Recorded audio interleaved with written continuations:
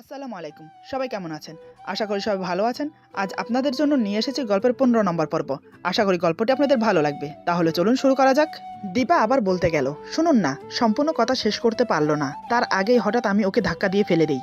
দীপা মেঝেতে পড়ে ফেলফেল করে আমার দিকে তাকিয়ে আছে। আমি বললাম, তোর অনেক শখ না ছুটকির সাথে ঘুমানোর? এখন যা, এ রুমে একদম আসবি না। দীপা আমার এমন আচরণ দেখে অবাক হয়ে যায়। সে কান্না করছে আর আমার দিকে তাকিয়ে আছে।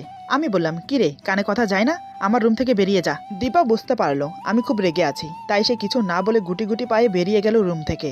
তারপর চোখ মুছে ছুটকির রুমে গেল ঘুমানোর জন্য। দীপাকে ছুটকি নিজের রুমে দেখে কিছুটা অবাক হয়। ছুটকি ভ্রু কুচকে বলে, ভাবি তুমি এখানে কেন? কিছু কি লাগবে? দীপা বলে, আসলে আমি এসেছি তোমার সাথে ঘুমোতে। ছুটকি বলে, আমার সাথে ঘুমোবে মানে?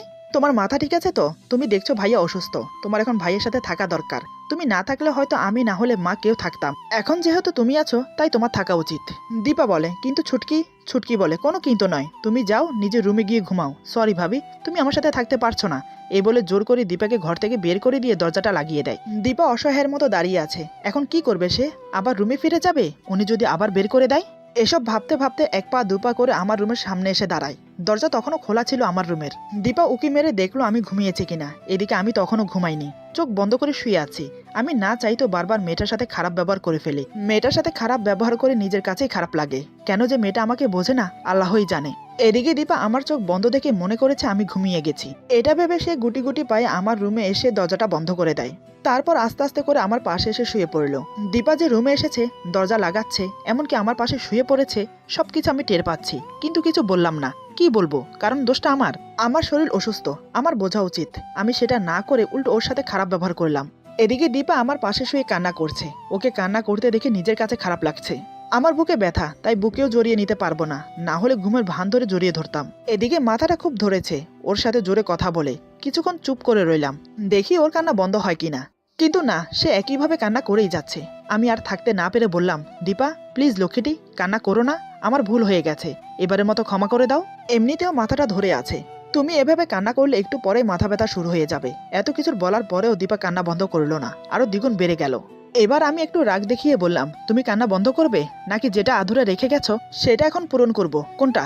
দীপা কান্না করতে করতে বলে, নিজে তো ব্যথার জন্য নড়তেই পারে না, আবার আমাকে কি করবে? আমি বললাম, তোমার কি সন্দেহ হচ্ছে যে আমি অসুস্থ আছি বলে তোমাকে কিছু করতে পারবো না? দেখবে নাকি করে দেখাবো? দীপা আমার দিকে তাকিয়ে বলে, একদম ফালতু কথা বলবেন না। নিজেকে কি ভাবেন? হ্যাঁ, সবসময় জোর করে সবকিছু হয় না, তাই চুপচাপ ঘুমান, রাত অনেক হয়েছে, আর একটা কথাও যেন না শুনি। আমি বললাম, আমি ঘুমোলে তুমি কি করবে শুনি? দীপা বলে, আমি রাত জেগে বসে থাকবো, কোনো সমস্যা? আমি বললাম, শুধু শুধু বসে থেকে লাভ কি? তার চেয়ে ভালো তুমি আমার মাথা টিপে দাও, আমার মাথাটা ধরে আছে। এই কথা শুনে দীপা চোখ রাঙিয়ে আমার দিকে তাকিয়ে আছে। আমি বললাম, তোমাকে চোখ রাঙিয়ে তাকিয়ে থাকতে বলিনি, মাথা টিপে দিতে বলেছি। আমার কথা মতো দীপা উঠে আমার মাথা টিপে দিতে লাগলো, কিন্তু কান্না বন্ধ করেনি। ওর চোখের জল আমার কপালে এক ফোঁটা পড়তেই আমি বললাম, কি হলো, কান্না করছো কেন? তোমার হাজব্যান্ড এখনো জীবিত, মরেনি। আমার তো মনে হচ্ছে আমি জীবিত থাকা অবস্থায় যেভাবে কান্না করছো, আমি মরলেও মনে হয় না এভাবে কান্না করবে। মরার কথা শুনে দীপা আমার দিকে রাগে কটমট করে তাকায়, যেন মনে হচ্ছে এখনই ভরসা করে দেবে। দীপার অনিচ্ছা থাকা সত্ত্বেও কান্না বন্ধ করতে বাধ্য হলো আমার কথা শুনে, কারণ আমার বিশ্বাস নেই কখন কি করে বসি। প্রায় অনেকক্ষণ ধরে দীপা আমার মাথা টিপে দিচ্ছে। আমি বললাম, থাক, আর মাথা টেপা লাগবে না, এখন শুয়ে পড়ো, অনেক রাত হয়ে গেছে। বেশি রাত জাগলে আবার শরীর অসুস্থ হয়ে পড়বে তোমার, তখন আমরা দুজনেই অসুস্থ হয়ে পড়বো, কেউ কারোর সেবা করতে পারবো না। দীপা বলে, একদম ন্যাকামি করবেন না, বুঝেছেন? আমার রাত জাগার অভ্যাস আছে, আমার চিন্তা না করে ঘুমিয়ে পড়ুন তাড়াতাড়ি। আমি বললাম, কেন, আমি জেগে থাকলে কি তোমার সমস্যা হয়? আচ্ছা, তুমি আমাকে সত্যি করে একটা কথা বলো তো, তুমি কি সত্যি আমাকে কোনোদিন মেনে নেবে না? সারা জীবন কি আমরা এরকম করে থাকবো, নাকি আমাদের একটা সুন্দর সংসার হবে, সুন্দর সুন্দর দু চারটা বেবি হবে? দীপা বলে, আমি এখন এসব নিয়ে কোনো কথা বলতে চাচ্ছি না, আপনি অসুস্থ, আপনি সুস্থ হয়ে উঠুন, তারপর এসব নিয়ে কথা বলা যাবে।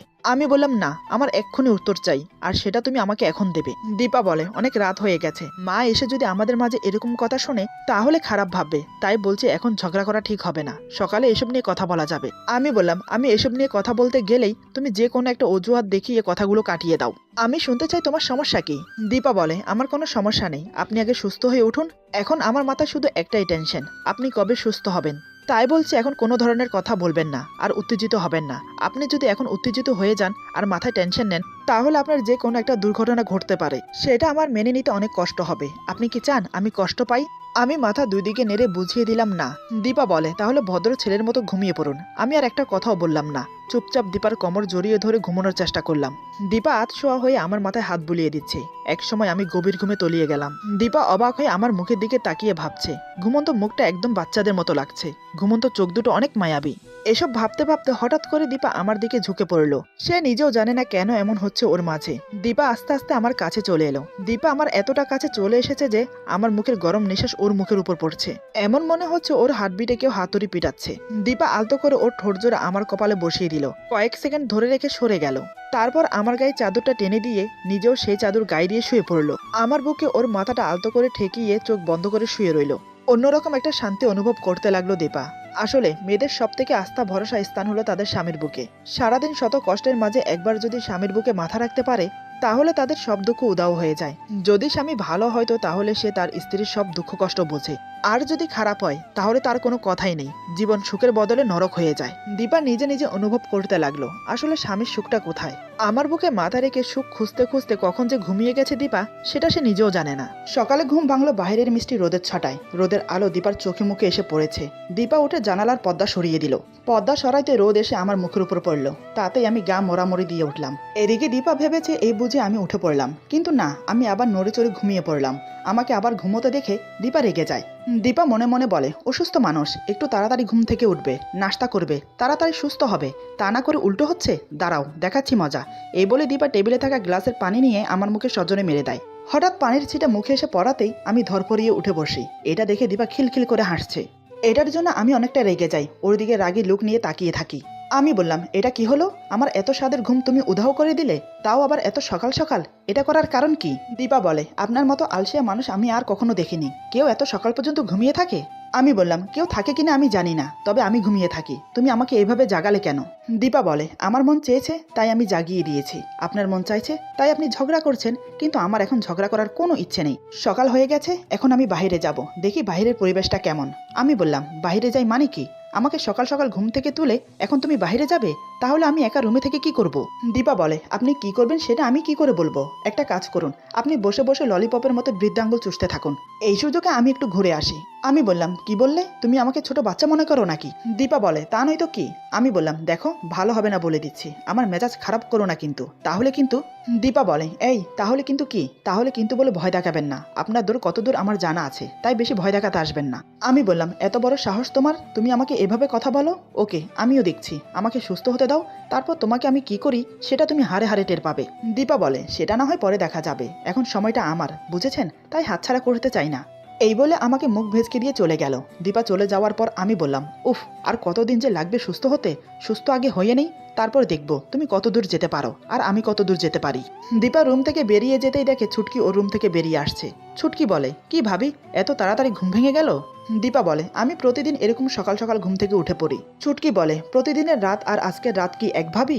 দীপা বলে, দেখো সকাল সকাল ফাজলামো শুরু করবে না, এখন চলো নিচে, আম্মুকে একটু সাহায্য করি। ছুটকি বলে, আচ্ছা ঠিক আছে, তবে পরে সবকিছু বলতে হবে কিন্তু। দীপা বলে, কি বলবো? অনেকটা অবাক হয়ে ছুটকির মুখের দিকে তাকিয়ে রইল কথাটা বলে। ছুটকি বলে, আমি কি জানি, তবে আমি শুনতে চাই এত তাড়াতাড়ি ঘুম থেকে ওঠার কারণ কি?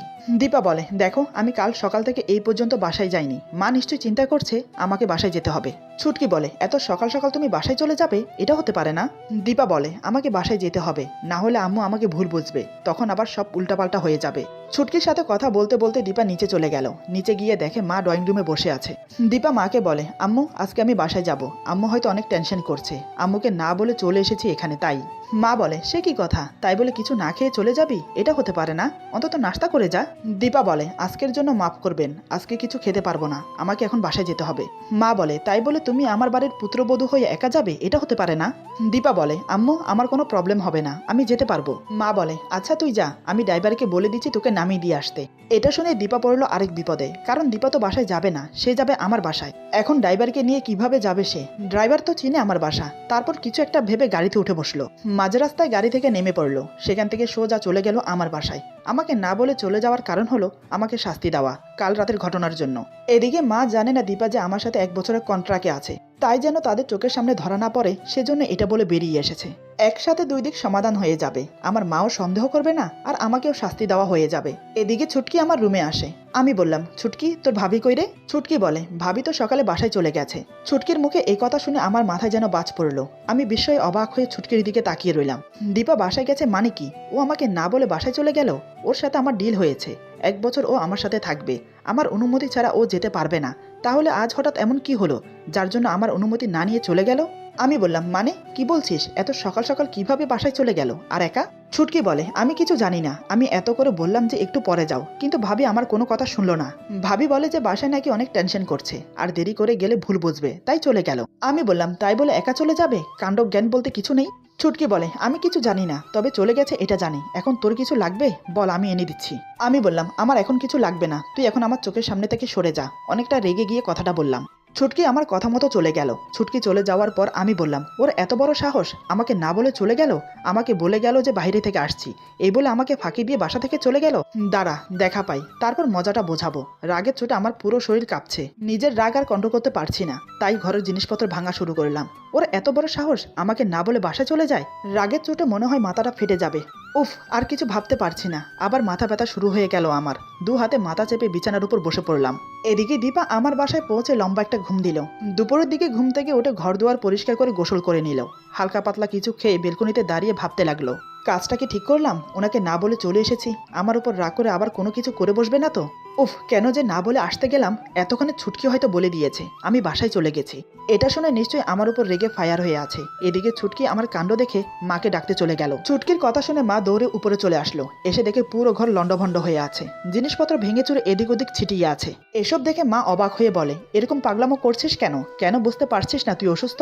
এই সময় এতটা উত্তেজিত হওয়া ঠিক না। আমি বললাম, আমি কি পাগলামি করলাম? ও আমাকে না বলে চলে গেল কি জন্য? আমাকে বললে তো পারতো, আমাকে বললে আমি কি যেতে দিতাম না?